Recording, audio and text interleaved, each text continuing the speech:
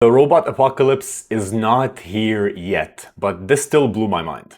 You don't think about how to drive 22 separate joints when you operate your hand, but that's what we're asking these AI models to do. So what you just saw is a robot powered by the new Gemini Robotics 2 models that Google just released, and they have three major features to know about. The first one, as you might have noticed, is the whole body control. So for the first time, a Gemini Robotics model can control the entire robot. The model before it, which I saw in action a few months ago, could only control the upper body to do tabletop tasks.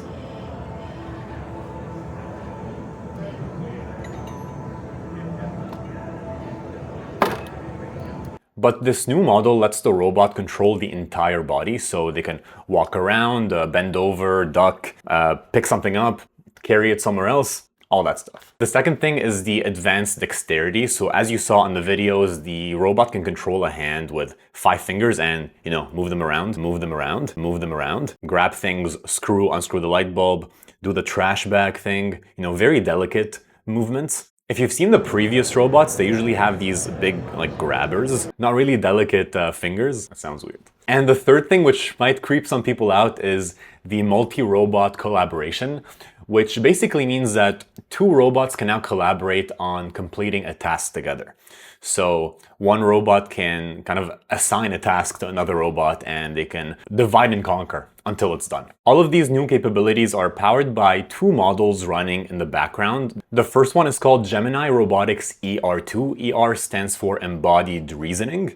If you're technical, this is a VLM, which stands for Vision Language Model, which basically means that this model will take a task or instruction from a human and the surrounding environment as an input.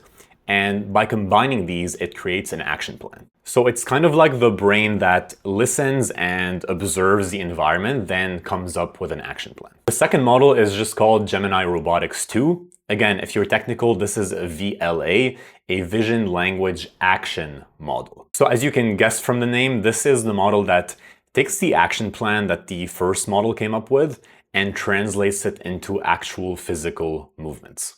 There's also a third model they released called Gemini Robotics On-Device 2, which is also a VLA, the model that executes the action and makes the robot move, but it's much smaller and lighter weight, which means you can run it locally on the hardware. Okay, now let's discuss.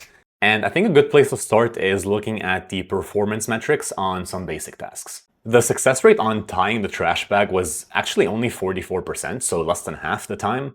Screwing a light bulb, even worse, at 36%, but unscrewing a light bulb for some reason is at 92%.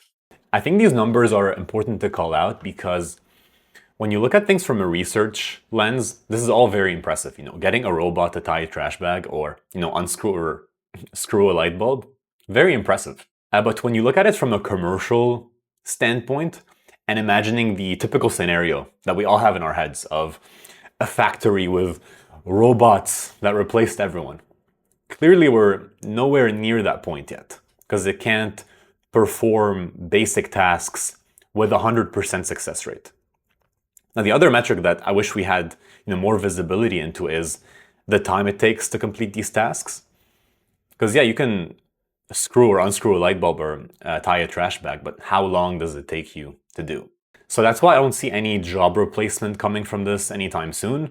Maybe as an assistant, I can see that, but not as a replacement. Which brings me to my next point about, okay, where would these robots be helpful or what problem would they solve in the real world? So they can complete basic tasks 100%, perfectly every time and are slower than people. So they don't make sense in the context of replacing a human at a job. Okay, maybe they make sense in the context where speed doesn't matter and being perfect doesn't matter.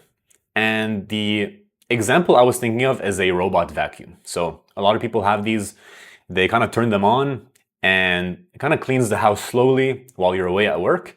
And I can see a similar thing with these types of robots where they're kind of like a new appliance that people might buy in the future. So imagine you're leaving the house in the morning and the house is a mess, happens to all of us. You can just tell the robot to, pick up and tidy up everything. If you have boxes to move, move them to the garage. It has 8 hours to do this. So I can see that being a useful application for people, kind of like a robot vacuum or an appliance you just have that you can use when you need it. Or even if you have a party and you want to pick up the trash in the backyard, just let it do it overnight. And the third thing I want to mention is the privacy aspect, of course. So if this robot was ever in people's homes, like I mentioned, as this appliance that can, do chores whenever you want, I don't think people want a 24/7 video stream of their house and, rooms being uploaded to a data center somewhere. Which is why I think the on-device model that they released is a good indication of where they're headed next. The on-device model they released is only a VLA. I think they would have to make an on-device VLM for the future. Maybe for the third generation or fourth generation, I can see that happening.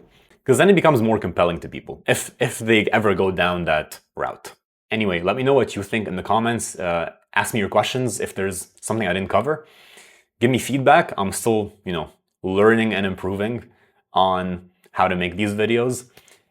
So, should I go deeper or more shallow? Let me know. Thank you. Move them around.